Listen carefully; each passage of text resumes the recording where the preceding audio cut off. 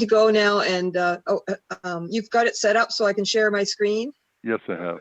Okay, so I'm just going to go and get my presentation running. And I have to get back to Zoom and share screen.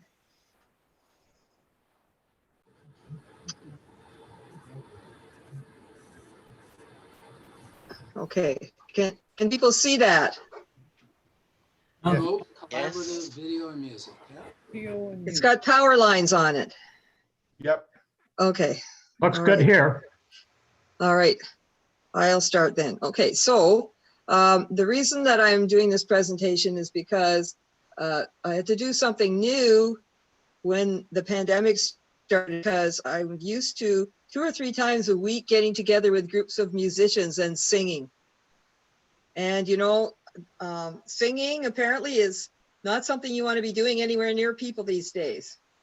So musicians are inventive too. We didn't want to give up. So a lot of musicians, you've probably seen them on YouTube and Facebook and everywhere, are finding ways to make recordings and to sing together, even though they can't be together. Right? So I'm going to see. Oh yes, I gotta remember how to do this. All right, there we go. Okay, so we decided to make a video and put it on YouTube. And the first thing you need to do that are some musicians or participants. It doesn't only just work for music. A lot of people are making podcasts and other types of things, like people who are interviewing others, you know, and anything where you have multiple people who want to take part in one video without actually being there. Okay, so these are my musical friends that I often get together with. Most of them are from the town I live in, although Mike lives in Oshawa, you know. Ooh, So Must be a different mic. okay, so we've got 2 guitar players, a harmonica player, a mandolin player, and a bass player. Okay, so we're trying to figure out how are we going to do this. I don't know. Well, I'm sure that you realize that the limitations of something like Zoom or Skype are that the sound tracks do not sync very well. When you're talking to someone, it sounds like you're talking right and they're talking right back to you and everything's fine. But if you try to sing along with somebody, there is a digital delay while your voice goes to their house and then their voice comes back to your house, and there isn't any program that you can use that will successfully make that disappear. There are some programs that will minimize it, but won't make it disappear. So this is the equipment that we used here. I've got a digital camera, and I want you to notice that this digital camera is a kind that has a flip screen that flips around backwards. This is very good because unless you have a cameraman, how are you going to tell when you're making your video if you're actually in a video? If you put your little camera up on a tripod and then you walk out in front of it, it's very handy to have this little flip right here. You can see me taking a picture so that you can tell whether I got it framed right. Okay, you're going to need some headphones for the same reason that, you know, if we all try to talk on at once, you get echoing back and things like that. So you don't want to hear some things. You only want to hear one thing, and so you need the headphones. This is a program called Audacity, and many of you might have used it. I don't know, but anyway, you're going to need something to record your music on, and it could be Audacity, or it could be just a little digital recorder here, like I hear this, which is called a Zoom. And it makes lovely recordings. Okay, You're going to need microphones, at least one, maybe two microphones. These are two different types of microphone. This one in the middle here is a condenser microphone and is very sensitive. And this is the kind of microphone that musicians use in studios. And they also, if you see those people that are up on the stage and they have 5 guys leaning into one microphone, that's the kind they use because they're very sensitive and they'll pick up when your mouth isn't right on them. But on the other hand, in my house, they also pick up the train that's going by, the guy next door that's repairing his motorcycle and testing it, even the refrigerator running. So I can't really use one of those I just use one of these regular microphones. And in fact, if you're not too concerned about the quality, if you're just doing it for fun, you can just use the microphone in your computer.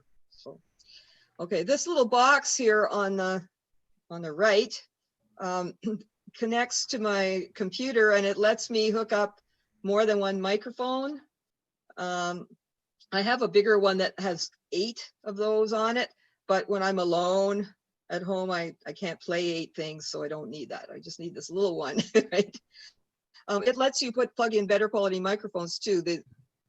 These microphones are XLR microphones, XLR connectors, and they're better quality cables. Anyway, so these are some of the equipment that I was using. Okay, now you're going to need some software. And this is the software that I used. There's Audacity, which is an audio recorder. Crystal, which is an editor for editing sound. OpenShot, which is an editor for editing video. And then I'm sure you all know Photoshop Elements. This is the only one that's not free that I used, but I'm just used to it. I'm sure I could have found a free one that would, there are lots of free photo editors that would have done the things I was doing with photos here, with just cropping them and stuff like that. So, but I just used the one I was used to using. Okay, so the very first thing that I did was make a ghost track. It sounds spooky, but really what it is a throwaway track. So when the musicians have to play together, they have to play to something. So I just sat with my guitar and I sang a song and strummed along at the speed I wanted it. It didn't matter if I made a mistake or two or something like that, because we're going to throw that track away after. So it sets the timing for the music's video. And one of the things that you can do, musicians sometimes do, is put metronome sounds in there. They call that a click track, so that the other musicians can keep together accurately. Some people like that, some people don't. It's a little artificial, because if you were playing with musicians on stage, you wouldn't be listening to click track. Instead, you'd probably be speeding up. Okay. So you don't need high production values. You could use any old digital recorder for that and save it as an MP3 file, because those are small and they're small enough to send by email. Then you email this to your friends that you want to take part. Okay, so now once your friends have the ghost track, they have to think about where they're going to do their recording.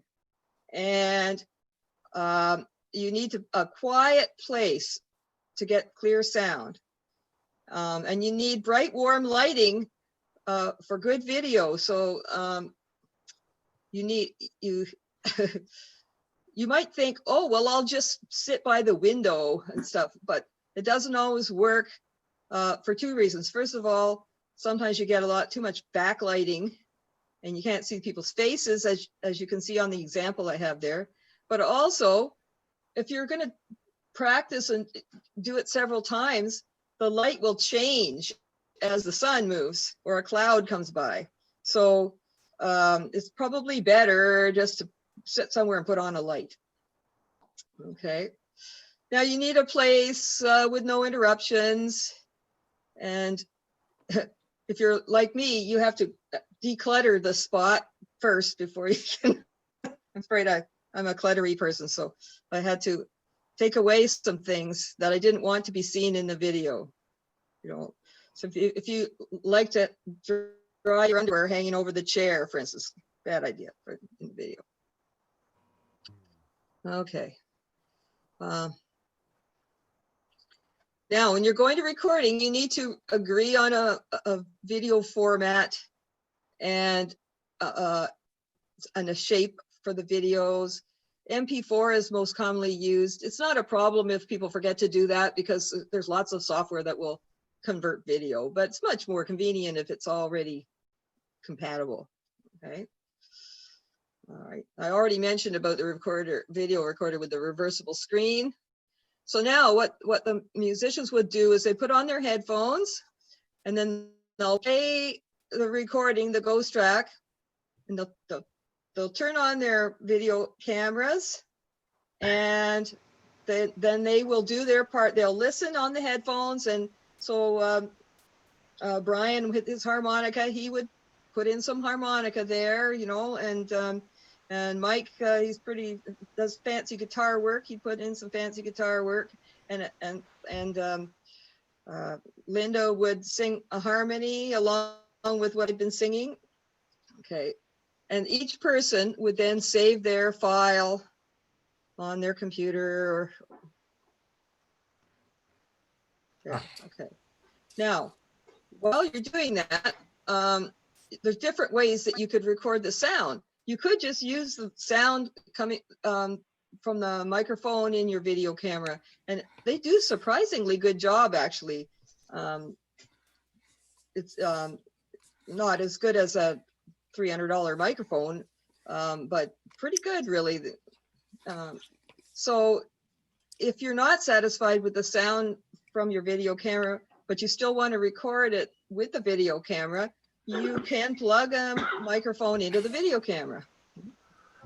So, or you could just record the sound separately using Audacity, which you can see that on the screen there. Okay, and then use this interface box to plug in your microphones.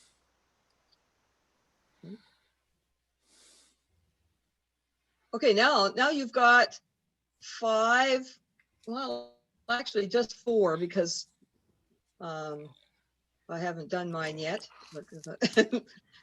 Okay, for people with big files, these video files are quite large and you can't really send them by email. So you have to figure out how you're going to send them.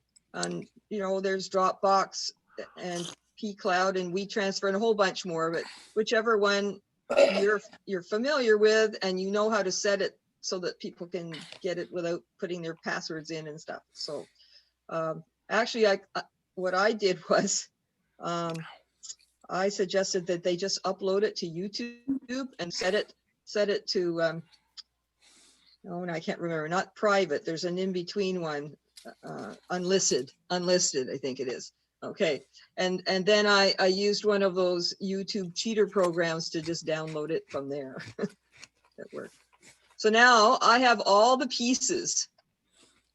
I have tried editing the sound when it's in the videos and trying to get them all lined up and with the right volume and stuff like that, but it is a royal pain. So the first thing I did was put all the video onto my computer and strip the sound using Audacity. Audacity will import, if you say import and you give it a video file, it'll just import the audio from the file and ignore the video because it's an audio program. It doesn't know what to do with the video. So then I used this other program called Crystal, which you can see here, to edit the pieces together. Cool. Oh, I went too fast past that. Can you see each of these little blotchy things here is an audio track? Okay. And it's got a little mixer built into it. You can take one section and say, no, that's too loud and bring the volume down. Or you can say, well, I don't want any harmonica right there. and just set the volume to 0 on that spot. Okay. The other thing that you can do with it is you can put a little reverb on it or something. You probably don't need that if people are using their video cameras to create the sound, because you'll get the reverb in the rooms that they're in. But if you're using a microphone that's really close to your face, then you don't get any room sounds. So then you have to artificially put some in, or it sounds funny. Okay. So you can pan them so that maybe the guitar sounds like it's on the left and the harmonica sounds like it's on the right. There's all kinds of things you can do with this program, which I enjoy doing. So that takes a bit of time to do. You have to be willing to put some work into it. Okay. So now once I've got a soundtrack that sounds the way I want it, I load it into this program called OpenShot. Now, OpenShot is a free program and it's open source. That's what you might expect from it being called OpenShot.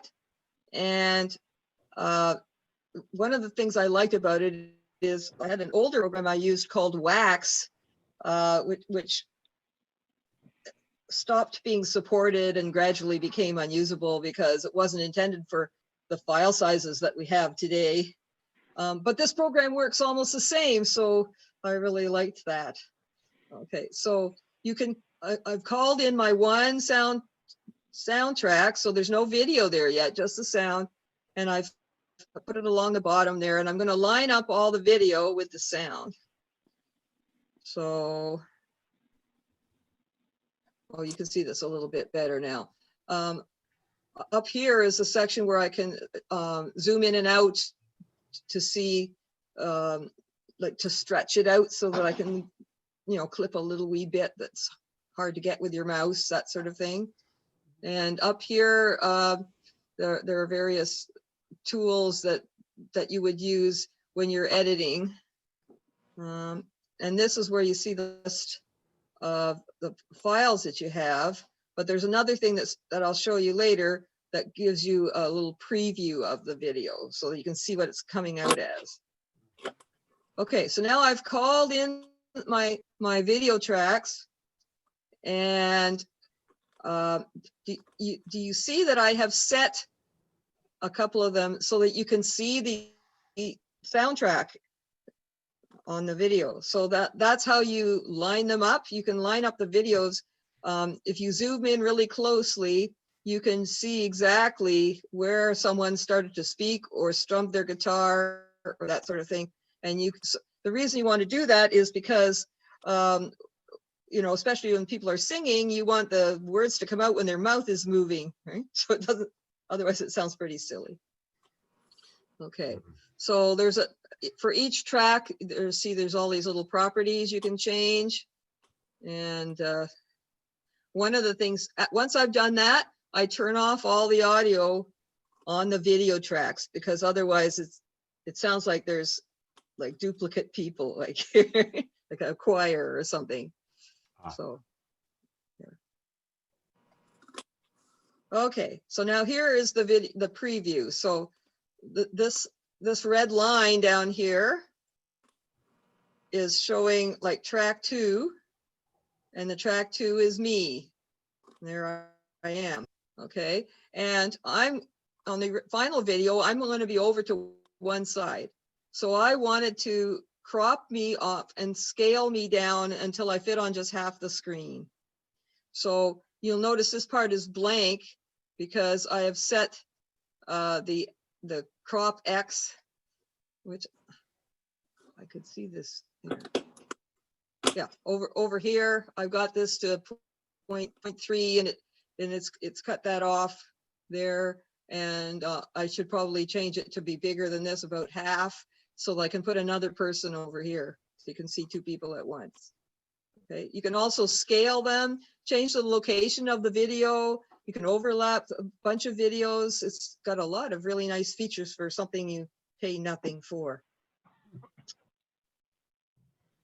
Okay, now as you see on this one, I've got 2 people there, and I've cropped off Brian's harmonica and just put him in front. So what happens here is the ones that are further up the list are on top. So if one is over the other, you'll only see the one that's on top, unless you've cropped it off so you can see both. Okay, now once you've got all your pieces, you see I've got all these little pieces here of the video and tracks. Now you can add a title screen, and the title screen is a it's a JPEG basically. So that's what I used Photoshop for, was I cropped these little pictures of the people, and I put in this picture of power lines that I had taken one day on my way to a jam. So this program does have some titling stuff in it, but it won't make anything as nice as this. So I did that. Okay. All right. Now, also, it's a good idea to put some credits at the end of your video, and that's just another JPEG that I made. You can, though, if you like, this program has features where you can put words over top so that the credits are, you know, while the people are still singing or whatever, and they just roll by, that sort of thing. It also has that green screen effect, so you can have somebody in front of a fake background, like I see some people are doing on Zoom. It doesn't do it quite as well as Zoom does, though. Maybe it's because maybe Zoom had more people to work on it. Okay, so now you've got your video, and it's and you've played it, and it seems to be just what you want. So now you need to say, well, how am I going to save this video? There's two different things. Saving the project is one thing. If you just like file save, you save the project, and the project is just a giant text file that says, show this piece of video here and crop that one there and that sort of thing. But it isn't actually a video itself. It's just a text file. So in order to actually make the video, you've got to pick out some options for what type of video you want. You see there's lots of options here, and you need to tell it what size you want, like I guess, you know, 1920 by 1080, for instance, or something. And also the quality, you can have it be lower resolution. Excuse me. If suppose you're just sending a sample to somebody and you don't want to waste their disk space or something. Okay, so you choose all those things, and then you export the video. So this one here is 720p. Okay, and it's going to be in 94. And then I would export it, you know, a little progress bar coming along here. So now your video is done. You have to decide what you're going to do with it. You want people to see it. I put mine on YouTube, but there's all kinds of other things. Some people put their stuff up on Facebook. I'd rather have something that is a little more easy to find again later, you know. So I like YouTube because it's consistent, but there's Vimeo, although there's all kinds of them that I mostly use YouTube. So there I am. I put that on, and then you go away for a while and it'll upload. Okay. So now once you've uploaded it, you have to do something so that people will find it. So you're going to give it a title and a description. And I don't know if you know that every time somebody puts something on YouTube these days, you have to click a box whether it's made for kids or not. So I think they do that for they're like parental guidance and that stuff, so that they can parents can choose to show their kids just videos that are specifically made for kids, and they don't have to worry about the content. So, but the content on this video is not that it's not that restrictive. So then you have to put tags in. If you ever put anything up on YouTube, don't forget to put in your tags, because that's how people find your video when they're searching for it.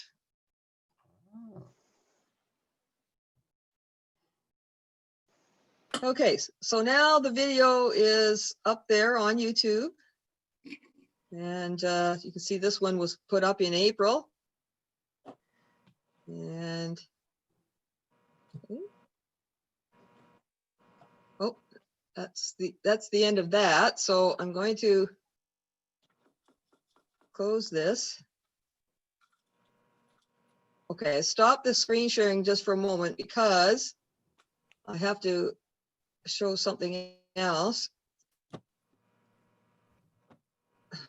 That didn't work. Sorry, I'm not used to using this. I've got to share my screen again, but this time I'm going to say, I didn't know you could do this, but when you go to share your screen, it asks you if you want to share computer sound, and I do. So I want to, except now I can't find the video. I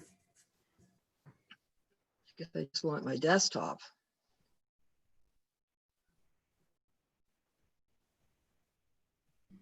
Okay.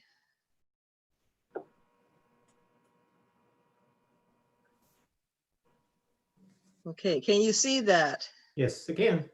All right, so it should start doing something momentarily. Can you hear it? I was a rambler as a child, climbing hills and trees and running wild. Each day my father watched me go and smile and called to me,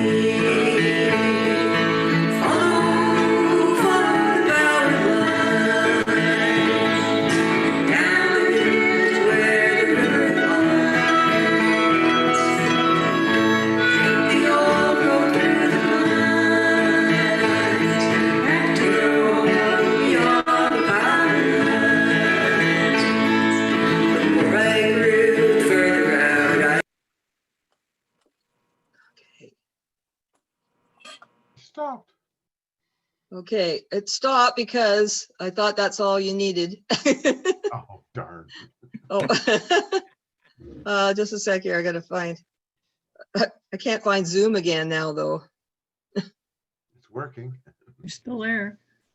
Okay, I found it. Okay, I just have to resize the window here. Thumbnails. Well, okay. Don't know how to make it larger. Doesn't matter. I don't need to. At any rate, so if you want to see more of that video, you can. It's on my YouTube channel, which is listed under Ann Delong, surprisingly enough. And there's a whole bunch of videos there, and they're all made using the same kind of software, although they're not all remote videos like that. Okay, so does anybody have any questions? And why could you have done it all in Audacity? You can't do it all in Audacity because Audacity doesn't have any video. I mean, not the sound part, because you used Crystal as well. Yes, I believe you can. They each have their own So strengths. what they do is they have a jam. It's like barefoot. Right, but they're all in their own places. And she took all the videos Right, and all the audios right, and matched the video with the audio so you have the people speaking at the right time. right. And then They're not listening to you, are they? no. Oh. And then she put it on. She put it into all these files. Ah. And then collected all the files and then meshed them all together. Oh, I see. That's not what I wanted to learn how to do. But it was kind of handy. Interesting. What was it that you wanted to learn how to do? We are. What was that? Your audio is on, David. Oh, my audio's on. Sorry, I thought, sorry, I didn't mean to interrupt you. I thought I was muted. No, but you said that wasn't what you wanted to learn to do, but what was it that you did want to learn to do? Oh, what I was trying to do was embed videos into a Zoom meeting or a Google Meet meeting. Well, I don't know if you noticed, but I just did embed a video No, into the meeting. my wife just came. I just walked into the room. Oh. She just walked into the room. But I I'm didn't. sorry to hijack this. But I didn't know my audio was on. It said mute, but it meant that I had to mute. Okay, sorry. But yeah, that's what she wanted to do. Yes. Oh, okay. Well, all right. So we didn't, the thing is, when you share your screen, people can see the video, provided you have a good enough bandwidth to, send it out. But normally the audio coming from your computer is suppressed by Zoom. I'm presuming that this is to stop all the feedback, right? So when Dan and I were first testing this, the video looked great, but you couldn't hear a thing.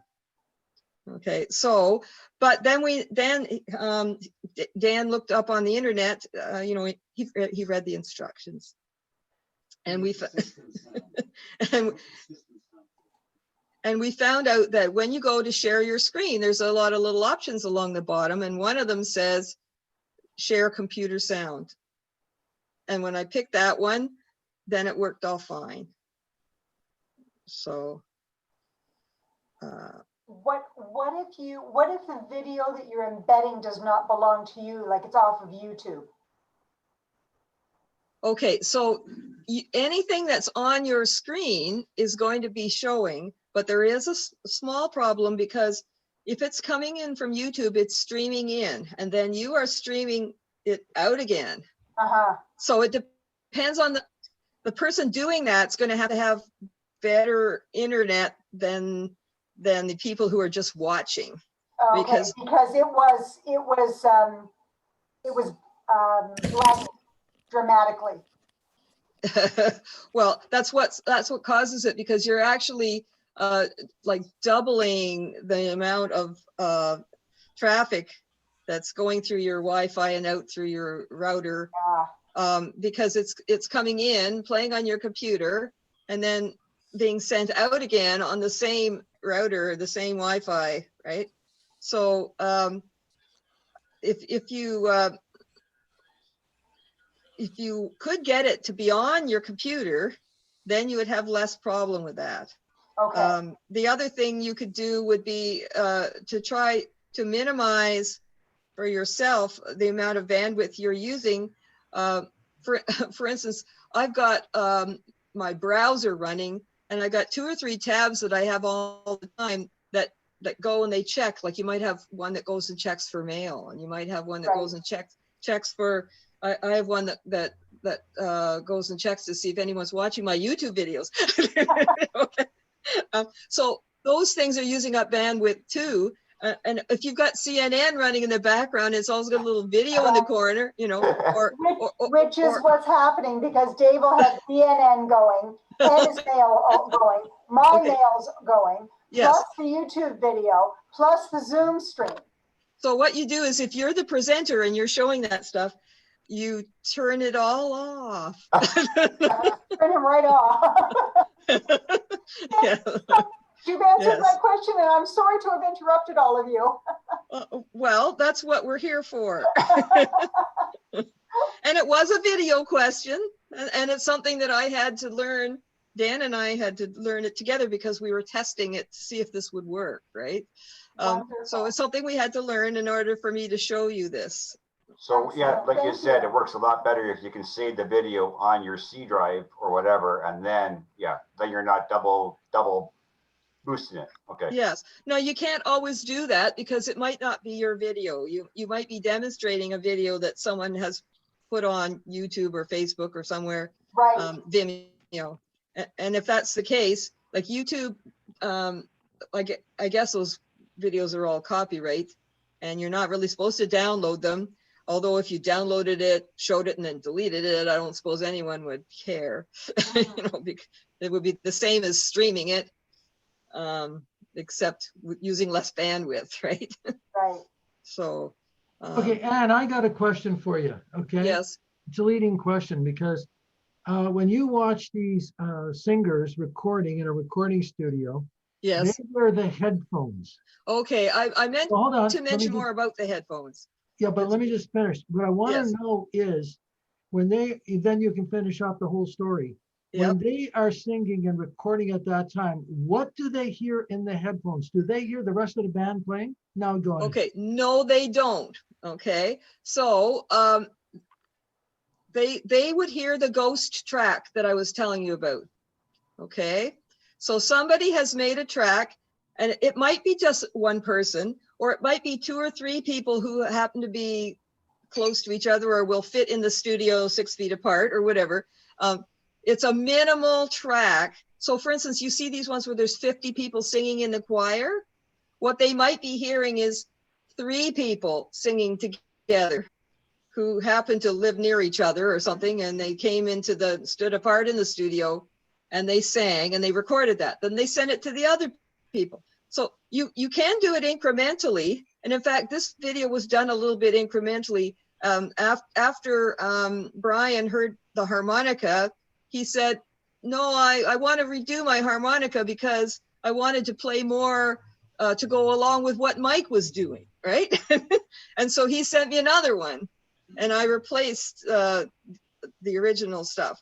Okay, So, my point is, when you yes. hear a recording, and you hear somebody that's got a few instruments behind them, backing them up, Yep. what you're saying, and I want to understand this, what you're saying is that they really don't hear the entire picture, the entire sound until somebody mixes it all together. Well, that's right. But the thing is, you can do it. When I said incrementally, you could have one person sing and send it to the second person. The second person could sing. You could put those 2 together and send it to the third person. So it could be that when you see, say you see 3 people singing and they have a band behind them. Okay. They could have already mixed the whole band together for them to sing along with, you know. So they just can't hear.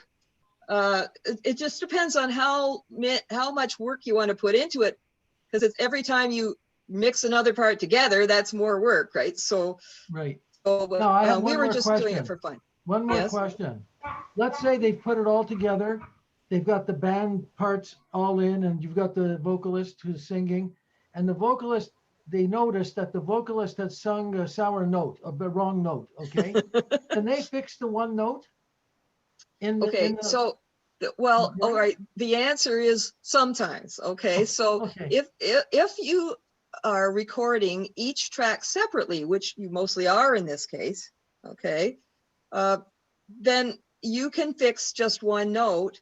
But remember that fixing a note, you don't really want to change the person's voice. Like, okay, you could just fix a note by going into Audacity and changing the, saying it go up so many, the frequency, I can't remember. Yeah, okay. But then it wouldn't sound like that person, okay? So, but for instance, sometimes when I'm singing a song, there are 3 choruses in the song. If I flub a word or something, you know, in one of those choruses, it's quite easy to go and take that word from the other chorus and put it in, cut and paste. And that's one of the things that Crystal is quite good at, better than Audacity. It lets you see better what you're doing. Okay. So, but the more you do that, the less authentic the sound, the whole thing is. Okay. So if you start putting in fake instruments or substituting voices and things like that, you have a problem if you ever have to play alive on stage. because it ends up being something that you couldn't replicate for real. Can we say So Milli Vanilli? yes, exactly. So musicians try to minimize that. If you just made one mistake and you have to get the whole band back together again to fix that one mistake, quite often they'll just fix it. But if you're making a whole bunch of mistakes, it means you need to go back and practice some more. Okay, one last question. I heard today, this was on one radio show. They said 8-track is coming back because it's got a warmer sound than the digital sounds. And 8-track? I want to hear your opinion on that. Okay, well, first of all, I hardly ever heard any 8-tracks. Okay, so I'm not an expert in this area, but I do know that they're tape and that tape stretches and then it goes out of tune. Yeah. And I would say that a brand new 8-track might sound nice, but a 2-month-old 8-track is not going to be as good as an LP that someone has not scratched yet. Okay.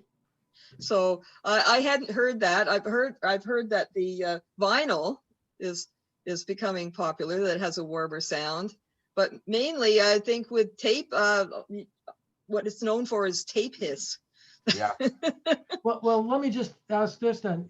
Like when you're doing everything now, it's digital. Yes. Are people saying that the digital is too crisp and there's not a warmth to it? Is that what the thing is that people are upset about? I do believe that they feel that the analog is more natural, Okay. but the thing is, it's less and less so, because when digital first came out, the equipment was limited, and you could only have so much. It's like the same thing as with video. When you see a video on the TV, it looks fine. Then you zoom in and you see all these little specks, right? Whereas if you had the actual original photograph, it's actually much more, not only higher resolution, but a more natural resolution. It's not in rows and columns. You know what I mean? Like, so even if you had a photograph that's done on film and one that's done on digital, then the film one is going to look more natural. But as time goes on, the digital ones are in higher and higher and higher resolution until it gets so impossible, like, so that even if you blew it up to be an 8-foot wall, it still looks good, right? So so for sound, it's the same thing. They have various bit rates and frequency control and all this stuff that as you get a higher quality, the difference becomes less and less. And if it gets to the point where your ear can't hear the difference, then it may be true that someone could test that sound and say that the other stuff was better. But if you can't hear it, then what difference does it make? Thank you. Okay. In answer to your question, Lloyd, yes, I heard the same thing, that the 8-track was coming back. I also heard the cassette is coming back. Well, good, because I still have a cassette player in my van. I'm into the vinyl big time. You can't beat it. Like, just unbelievable. They cannot beat it. And then, yeah, so. You really enjoy vinyl? Oh, yeah, yeah. Yeah, I've got a lot of money into my equipment and vinyl. Like, yeah. Mm-hmm. Well, all my recording I'm doing is digital, and I'm an amateur, so it's good enough for me. If someone was going to take one of my tunes and put it in a movie, maybe they might like to record it in something better. But the software that I showed you, the process that I showed you, is what an amateur person would do. But a professional video wouldn't just have a bunch of people in their living rooms like that. You know, they would all be in soundproof studios. They'd be using condenser mics that and they would have not just free software, but real better software to put the stuff together. And you would definitely come out with a higher quality product. And also probably in the studio, there would be a sound technician and a video technician who would make sure the lighting was all correct and all that stuff. But some of these things take days and weeks and months. And if you just want to make something to put on YouTube, you have to consider how much work you want to do on it. Yeah, exactly. I bought a Roxio conversion kit for my turntable. Oh yes, I think Dan has one of those. Little box, and then from the box it goes to your amplifier, and then you can save the tracks, which looked a lot like what you were doing with the audio. So you can save the audio track, and then you can copy it onto a key. I don't know, just for playing my album, some of the favorite songs I like on my album, so I can listen to them in the garage. But I copied off of the album with the Roxio onto a key, and when you hear them back to back, what a difference! But just, I mean, it's not a high-end piece of software, but just it takes out so much of the analog. It's unbelievable. Yes. So those Roxio, I think they've been around for quite a while. It was actually a kit to convert VHS to DVD, because we got a lot of home movies on VHS. So maybe they put more of their effort into the video. Yeah, the album thing just came kind of as a bonus in the box. Yes, yeah. So yes, there's a lot of software you can get for converting older formats. And one of the things that's kind of interesting is that you know, you were saying that you were like ripping the tracks from the vinyl, and so people used to do that, and they would make mixtapes, and they put them in their Walkman, their Sony Walkman, right? Yeah.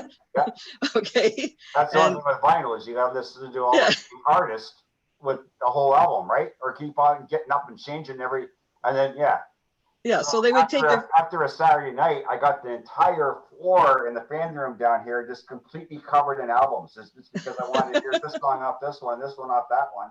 And you know. But now if 8-track is coming back, they could do it again, eh? So they could make mixtapes again. Well, K-Tel, what was it? The K-Tel hits of the 80s and hits. Oh, yes. I think I have some of those.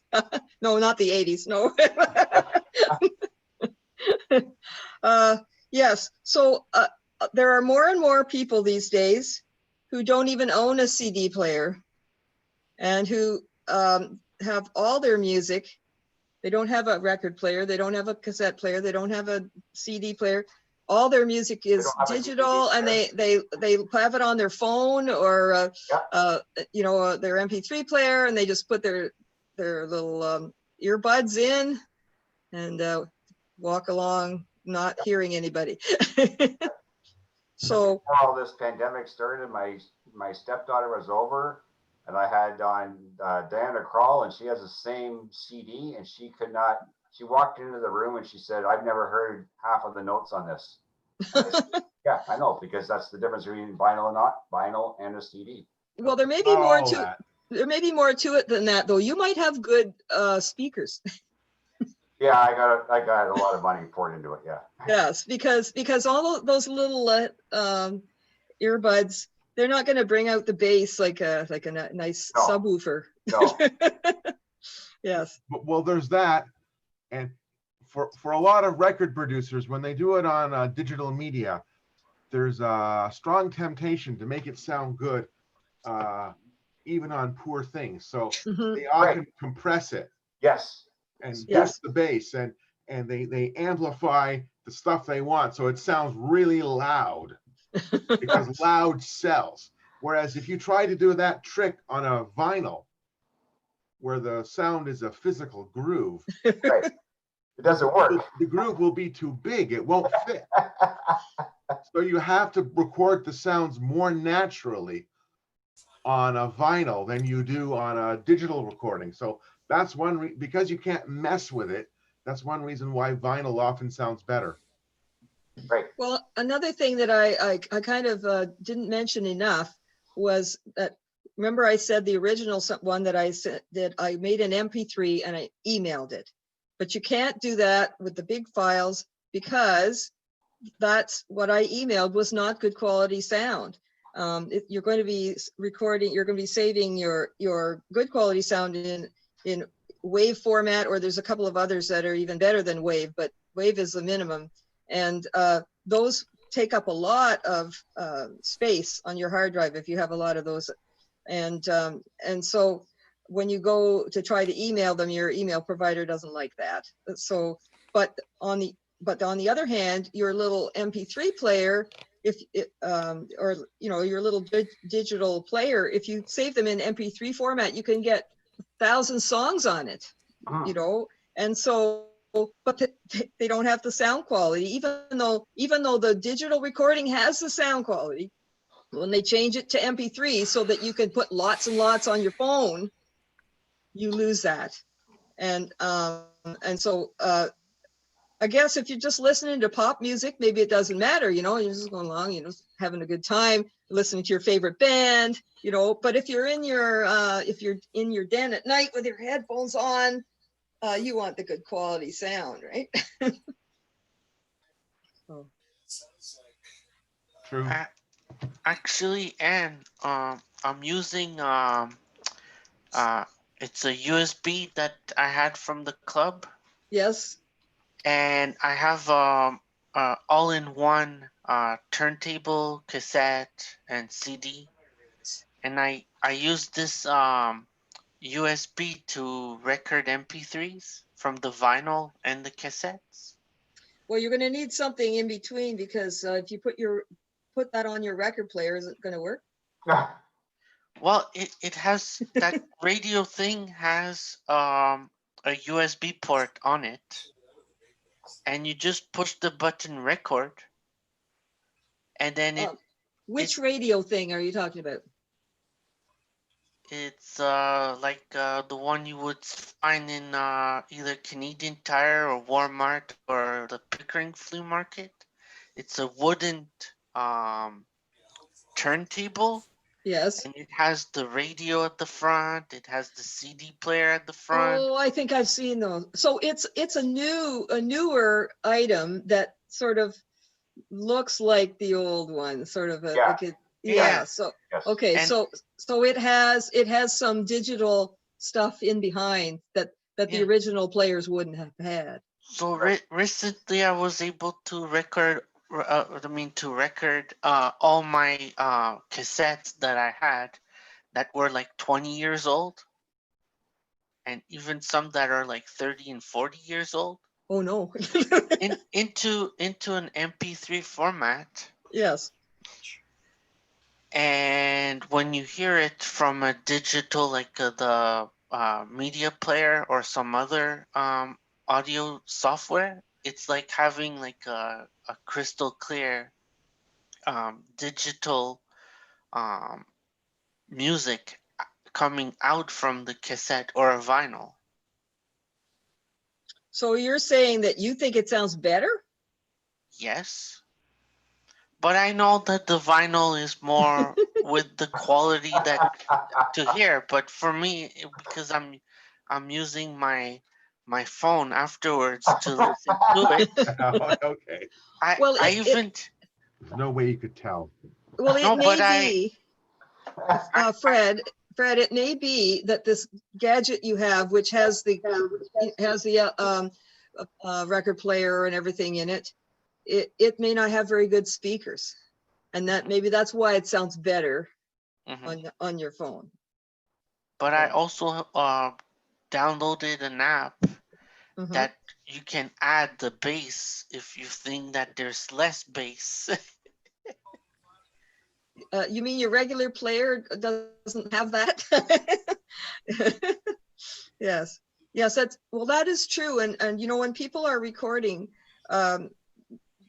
these days, there is a problem. Like it used to be when I was a teenager, we had all crummy record players. So what can I say? But then a little later, when we got to be adults and had money and could buy a sound system, people mostly listen to music over their sound system, and they were used to very good quality sound. Then you Okay. upgrade it, and then you upgrade it, and then you upgrade Yeah. it, and you upgrade it. Then you put Yeah. a second mortgage on the house, and you upgrade it, and you upgrade it. I haven't done that.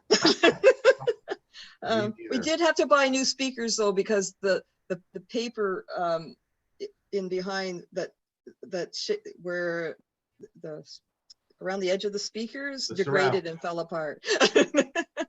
So, but yes, but in those days, the only way you could really listen to music was good music, except maybe in the car, because you know you're going along, you have to turn it up, and so the people who are making the music, they designed the music to be heard by people that had good speakers.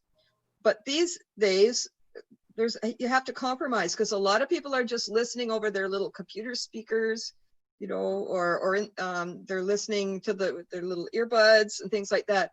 And getting back into vinyl, or the kids are trying to get into vinyl, and they're buying a $200 turntable, but then, or a $200 whole system, but then you're spending $40 some for an album. So there's no, somewhere around the line here, there's got to be some justification. yes, Go to a used store and pay $1 for an album, because you're not going to. So your hi-fi system's only as strong as its weakest link. Right. That's very true.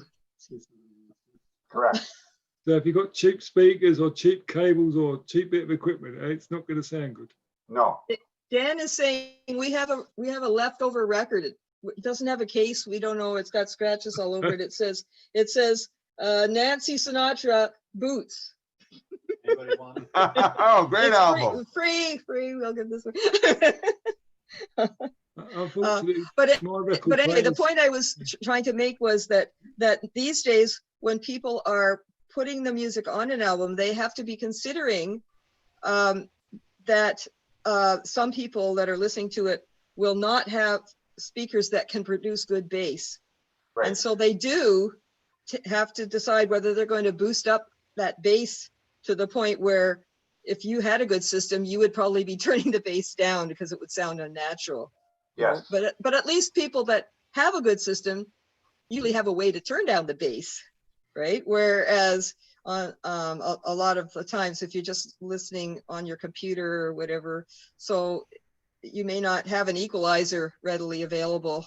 And yes, so if they don't do that, you might not even hear the bass at all. It sounds pretty tinny if you just listen to it the way those records were made, thinking people would have good speakers.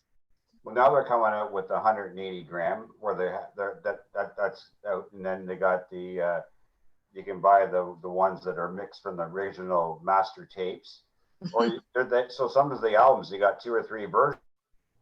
Yes. Of the same album, or you get the German pressing, or you get the UK pressing, because they stopped making albums in the States and Canada back in the 80s, and now they're trying to open these plants again, but they're, you know, I got like a $2,000 turntable, but I go to buy a brand new album and it looks like it came off of a ship and it's just doing this. So I think there's like 5 or 6 albums over the last year I've taken back, and I'm thinking, you guys got to smarten up. You guys got to, if you want to get the vinyl back, then somebody has to wisen up and make some half decent vinyl. Like, you can't have it like that.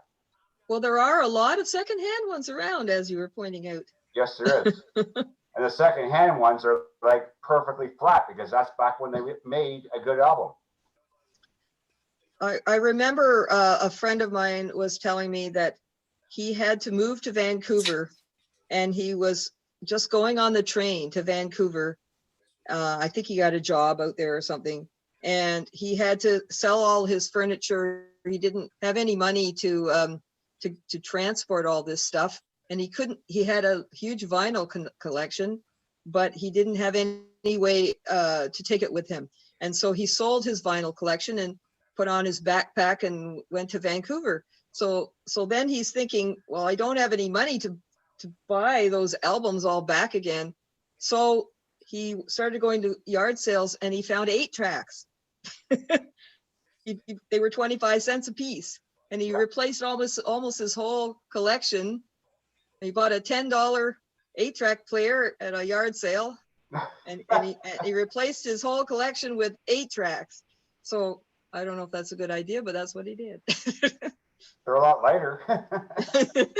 well, you're living in one room, I think. So, Yeah. you know, your vinyl collection can take up a lot of space. Yeah, I actually bought a rack from Wilson and Lee because when they were going out of business, I bought one of their display racks. So yeah. Oh, that's too bad about Wilson and Lee, but Yeah. anyway. Boy, did they ever pick that right though? Holy smokes, they just closed it to Christmas and then this pandemic hit, and yeah, I thought the timing there was pretty good after being open for what, 70 years? Yeah. Well, now, I did mention that you could use these same things I was talking to you about for doing podcasts and other things that in fact, it's a little easier because if you have 2 people talking, hopefully one stops before the other one starts, right? And so you don't have so much trouble syncing things up if you've got one person in one place and one person in another place. I went to a workshop at Trent University. There was a fellow there who does podcasting regularly, and he was showing how to use Audacity for podcasts. And I found that very interesting. There were all kinds of little features of Audacity that I'd never used that turned out to be quite handy. So I probably could have read the instructions, you know, but it's more fun to go to a workshop and chat with people. So yes, Audacity is a very flexible tool, and I think if you do anything with sound at all, it's probably a good thing to download. It's free. So